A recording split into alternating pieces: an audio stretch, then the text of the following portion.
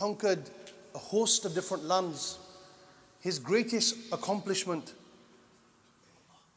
that he ever did was the conquest of Jerusalem, according to Muslim and non-Muslim biographers.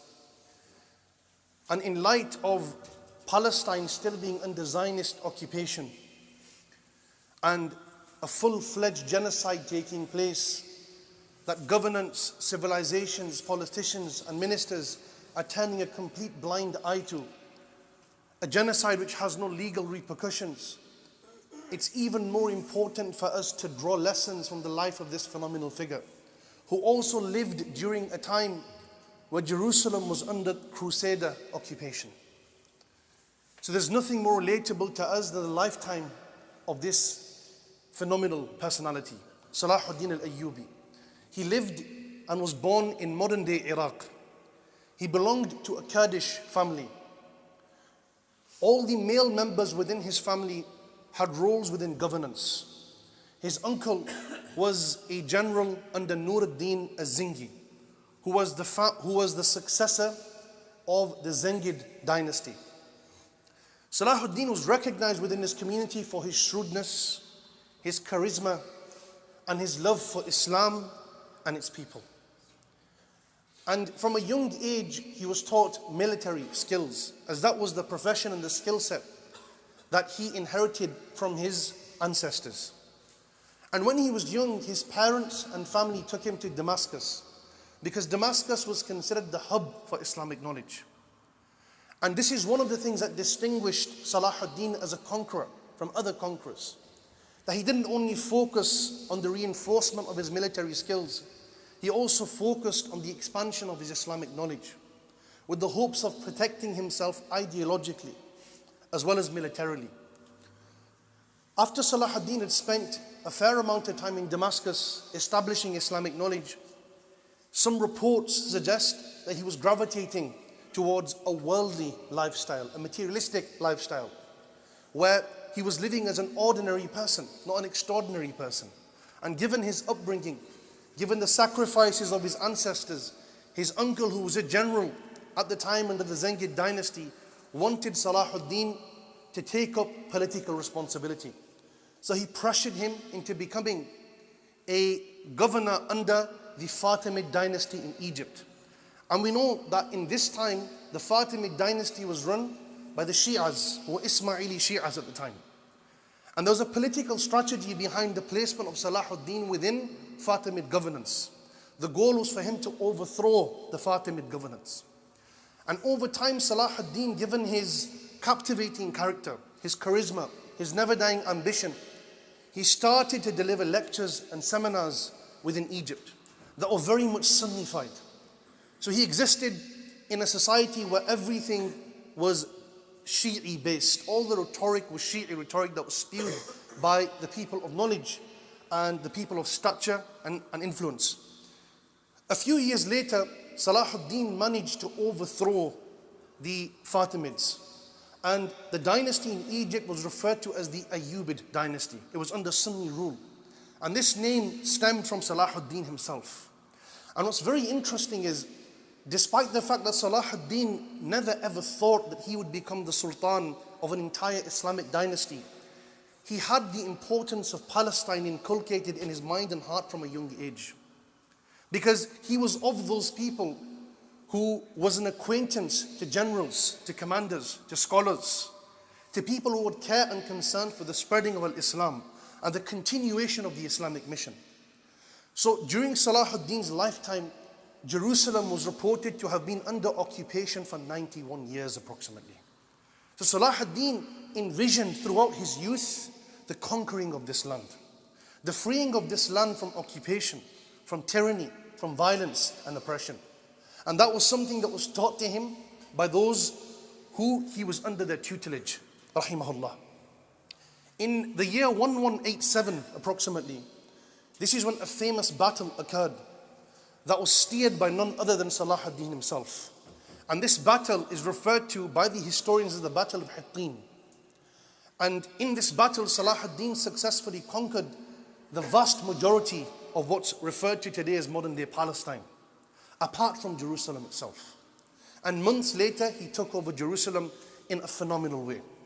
And the reason why this particular battle shaped Islamic history as we know it is because non-Muslim biographers have recorded these events in their books in depth. In fact, the vast majority of information I'm positing today is taken from Stanley Lane Poole's biography, who's a Christian biographer. And he actually encourages the Western leaders of today to draw inspiration from the likes of Salahuddin al-Ayyubi in the way in which he carried out these conquests and he dealt with his enemies. And one of the qualities that distinguished him from others around him was his upright justice. He never allowed the wrongdoings of people to make him unjust in the process. Even when he conquered Jerusalem, the ministers, the prime ministers, the politicians, they were at the feet of Salahuddin. Yet he didn't violate their rights. He gave them a chance at redemption. Towards the year 1193, Salahuddin departed this world. And the way in which he departed this world was something that was commemorated for decades and centuries to come. He was reported to have been struck with a fatal illness. And when he was on his deathbed, he had the treasures of the world at his hands. He was a sultan of an Islamic state. And he could have requested any worldly thing. He could have requested any object, any person, anything, and it would have been brought to him in an instant. But the only thing he requested was a recital of the Quran. And he lay down listening to the words of Allah consecutively for hours on end. And in one report, it said that he was listening to the verses from the end of Surah Al-Hashr, where Allah's names are made mention of one after the other. And he smiled. And he said, "How true are the words of my Lord, and to him I shall return." And he left, and these were the last words that he uttered, rahimahullah. What are the lessons that me and you can draw from the life of this phenomenal figure? The first lesson we learn is to be in Allah's service.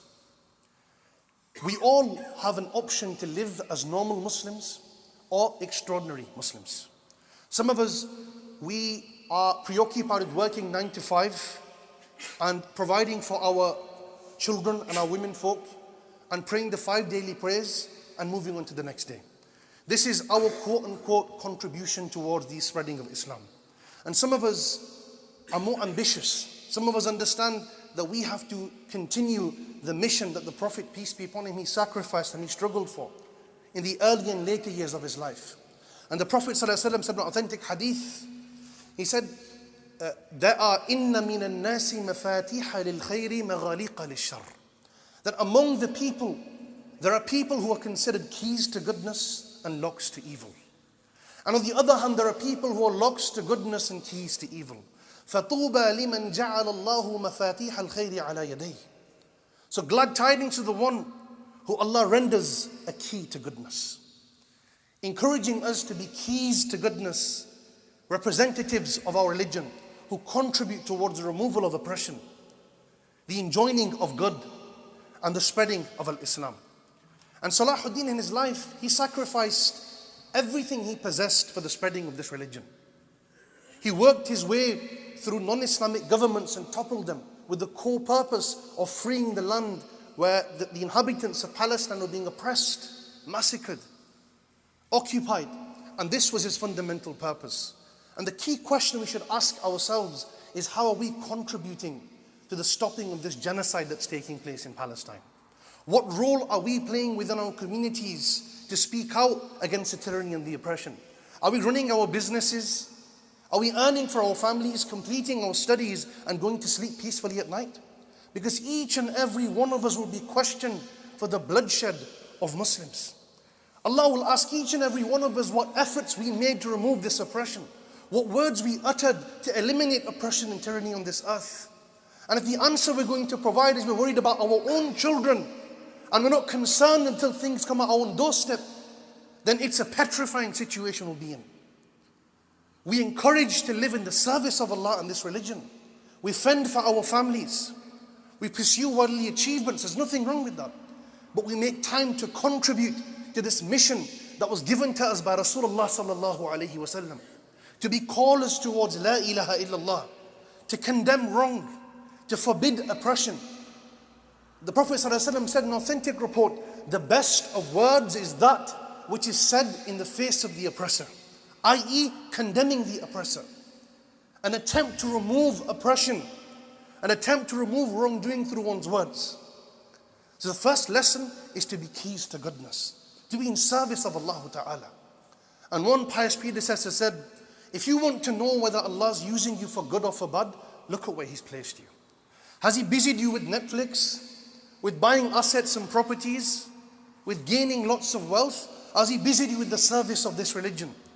Teaching people, helping people, opening up charitable organizations to remove the harm, the afflictions from the needy and the destitute. What's Allah busied you with? And that will provide you with your answer. The second lesson that we learn is the unification of Muslim ranks. And this is a crucial point.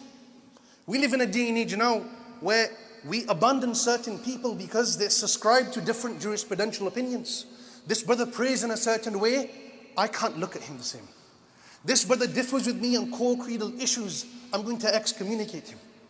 There's no unification among Muslim ranks. And one of the qualities that distinguished Salah ad-Din from others was the unification of the Muslim ranks at the time. There were several Muslim dynasties. There was the Mamluk dynasty, the Zengid dynasty. There was the Seljuk dynasty and the Ayyubi dynasty. And they all fought under his command because they had a common goal, a common worry, a common concern. And that was the conquest of Jerusalem. And the Prophet ﷺ said in a hadith, and it's hadith which the hadith commentators have agreed is the basis of religion. من صلى صلاتنا واستقبل قبلتنا وأكل من ذبيحتنا فهو في ذمة الله ورسوله. The one who faces our qibla, he prays our salah, he eats from our meat, he is under the protection of Allah subhanahu wa ta'ala. And this is the default opinion. We don't go investigating people and judge their piety based off our view of their religious opinions. This is the default opinion. That all of those who these conditions are found in them, they are among the inhabitants of our religion. And we fulfill their rights and we protect them. And towards the end, the Prophet ﷺ said in anger to the companions, فَلَا تُخْرِفُ اللَّهَ فِي ذِمَّتِهِ. So don't break the promise that Allah has said regarding the people you place under His protection. Don't violate Allah's promises. The next lesson is optimism. Salah ad-Din, despite Jerusalem being occupied for decades, he never ever thought that I'm never going to be of those who can conquer Jerusalem. It wasn't something that was inconceivable in his eyes. And even till today, we should have this in the forefront of our minds. The reason why this man had the ability to conquer that land was because his parents, his grandparents, his ancestors, they never stopped instilling the importance and the virtue of this land in his heart and mind. Are we telling our children about the occupation of Palestine? Are we telling them this land rightfully belongs to the Muslims? Are we speaking about the virtues of this land, the high-ranking station it's given within Islamic discourse? Or are we just bystanders amidst the suppression, turning a blind eye to everything, shedding no light or importance on what's happening? And one prophetic example of optimism, where irrespective of whether the entire world turns a blind eye to Palestine, a believing person does not know despair, does not know pessimism, does not know impossibility, because we believe in the sustainer of the heavens and the earth, the one who sent down help for the Muslims when they were overridden and overpowered. That's the Lord that we believe in. We believe victory can come through unanticipated means and mediums. And that's the mindset we should have.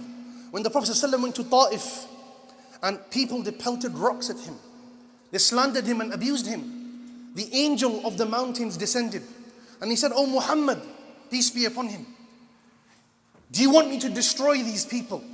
They've abused you, they've disavowed you, they've been treacherous toward the divine command. Give me your word and I will destroy every one of them." What was the words of Rasulullah ﷺ in this instance? He said, "Arju min Allahi an yukhrija min aslabihim man ya'budu Allah wahda." That I have hope, I have optimism that from their progeny there will come a people who will worship Allah alone. And in fact, years later, this interpretation came to effect because it was the people of Ta'if who assisted the Prophet ﷺ in his most needing times. They were of those who alleviated his burdens. They stood beside him. So it's important that just because governments and civilizations have abandoned our brethren, just because people are being silenced and fear-mongered, that we don't lose hope. We don't lose the optimism. We continue doing whatever's possible for us within our individual capacities. Whether it's raising importance about the virtues of that land, it's calling out the oppressors within our communities, the MPs, the councillors, those who have the influence and authority to speak against the oppression. This is something we're commanded to carry out. We ask Allah Ta'ala to allow us to act upon what we learn. وأقول قولي هذا وأستغفر الله لي ولكم وأتوب إليه.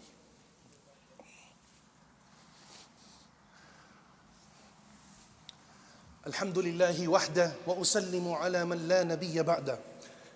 My dear brothers and sisters, with what's happening in Palestine, it should affect the day-to-day functionality of our lifestyles.